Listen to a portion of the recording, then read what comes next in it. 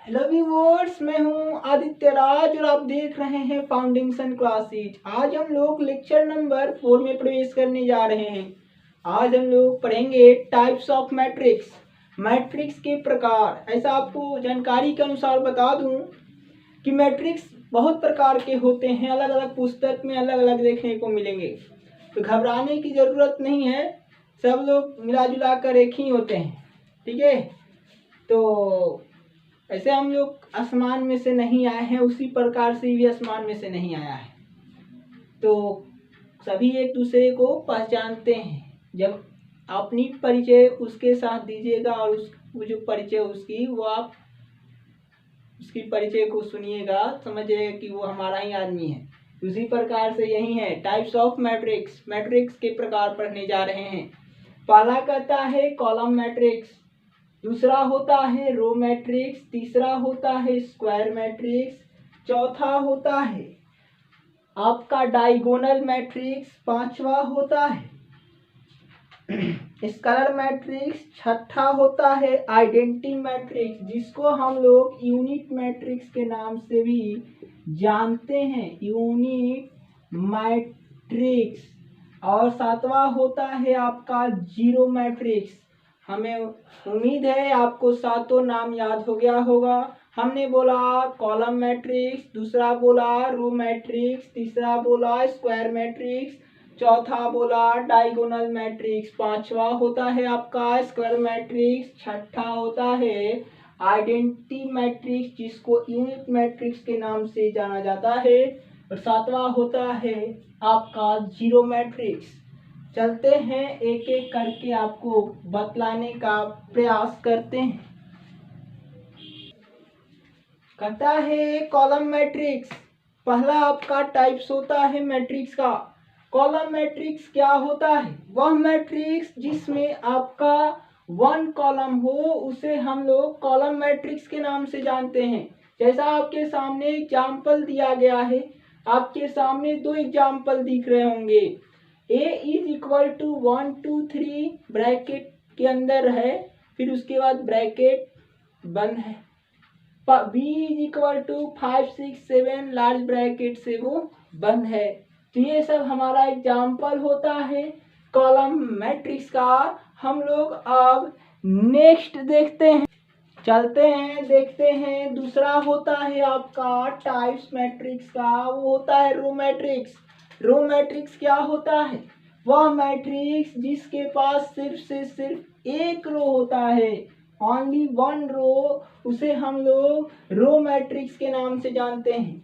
Example आपके सामने दिया हुआ है दो। A is equal to large bracket के अंदर 1 2 3, B is equal to 4 5 6 large bracket के अंदर है। तो ये हमारे दो एग्जाम्पल हैं। ऐसे ऐसे बहुत सारे एग्जाम्पल आपको मिल जाएंगे, ये सभी इसकी का एग्जाम्पल है। मीन्स एक रो में आपका मैट्रिक्स हो, उसे हम लोग रो मैट्रिक्स कहते हैं। तो गाइज अब हम लोग नेक्स्ट देखते हैं, चलते हैं देखते हैं। कहता है तीसरा टाइप है आपका मैट्रिक्स का, वो है स्क्वायर मैट्रिक्स। क्या होता है देखते हैं। वह मैट्रिक्स जिसमें बराबर बराबर रो और कॉलम हो, ठीक है, संख्या, ठीक है, रो और कॉलम की संख्या बराबर बराबर हो, उसे हम लोग स्क्वायर मैट्रिक्स कहते हैं। जैसे थोड़ा ध्यान दीजिए, A इज इक्वल टू 5 लिखा हुआ है, तो 5 रो में भी है और 5 कॉलम में भी है, तो लिखेंगे 1 इंटू 1, ठीक है। अब आगे बढ़ते हैं, ठीक है। तो कहता है आपका दूसरा एग्जाम्पल है B इज इक्वल टू 2 1 3 2। देख सकते हैं दो आपका रो है और दो आपका कॉलम है, तो लिखेंगे 2 इंटू 2। यह आपका C है, यह अलग एग्जाम्पल है। 5 2 7 3 2 1, इसमें भी दो ठो रो है, कितनी संख्या है? दो रो है और 3 ठो आपका कॉलम है। ये आप बतलाइए। तो दो रो है, तो ये नहीं होगा, काहे नहीं होगा भाई? तो एक ठो और नंबर बढ़ा देते हैं यहाँ, देखते रहिए 4 5 7। अब बतलाइए कैसे। तो 3 रो हो गया आपका और 3 कॉलम, तब न बराबर बराबर हुआ। तो आपका यही आपका स्क्वायर मैट्रिक्स कहलाता है। कहता है कि वह मैट्रिक्स जिसमें रो की संख्या और कॉलम की संख्या बराबर बराबर हो उसे हम लोग स्क्वायर मैट्रिक्स कहते हैं। जैसा आपको हमने एग्जाम्पल के रूप में भी दिखा दिया।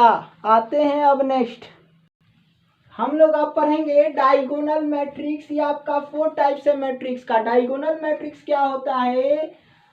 स्क्वायर मैट्रिक्स को ही हम लोग डायगोनल मैट्रिक्स कहते हैं। इसमें क्या होता है कि जितनी संख्या होगी आपका रो का उतना ही संख्या होगा कॉलम का, उसी को ना हम लोग स्क्वायर मैट्रिक्स कहते थे।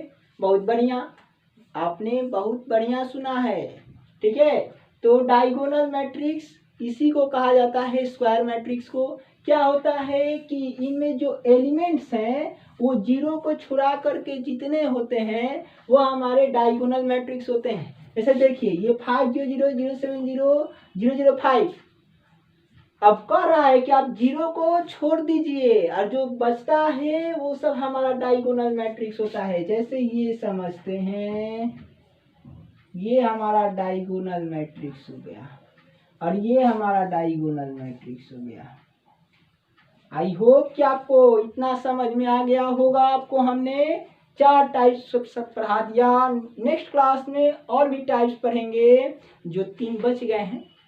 तो नेक्स्ट क्लास में मिलते हैं, तब तक के लिए इतना ही। जय हिंद।